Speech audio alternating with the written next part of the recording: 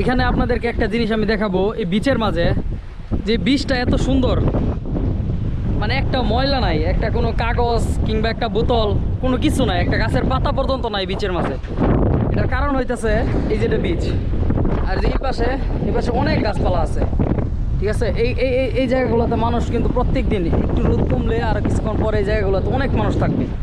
আর এই যে এইখানে একটা ডাস্টবিন দেওয়া আছে, ওই যে সামনে আরও এরকমভাবে কিছুক্ষণ মানে 100 গজ দূরে দূরে এরকম হইব, আনুমানিক 100 গজ দূরে দূরে আরও এরকম আরও অনেকগুলা ডাস্টবিন দেওয়া আছে, মানে ড্রাম আকৃতির, ওটার মধ্যে কালা কাগজ দেওয়া আছে।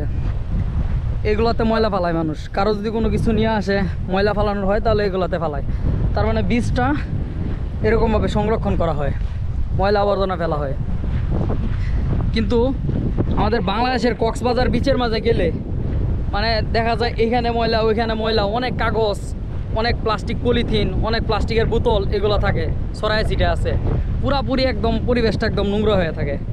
তো এরকমভাবে যদি কোনো জায়গাতে ভালো বাংলাদেশের সব বীজ সংরক্ষণ করার জন্য যদি কোনো জায়গায় ডাস্টবিন দেওয়া হয়, তো মানুষ অন্তত হালকা পাতলা হলেও সচেতন হইয়া ওইগুলোতে ময়লা ফালাইব। আসলে না থাকলে ফালাইব কই, যেখানে ইচ্ছা সেখানেই ফালাইব।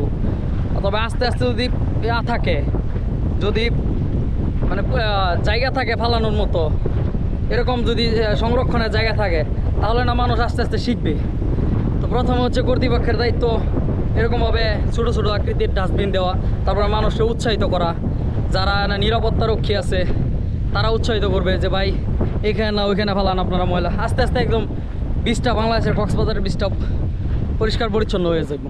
এই যার একটা ওই সামনে আরও আছে এরকমভাবে পুরা বিচের মাঝে 100 মিটার দূর দূর এরকমভাবে ডাস্টবিন দেওয়া আছে।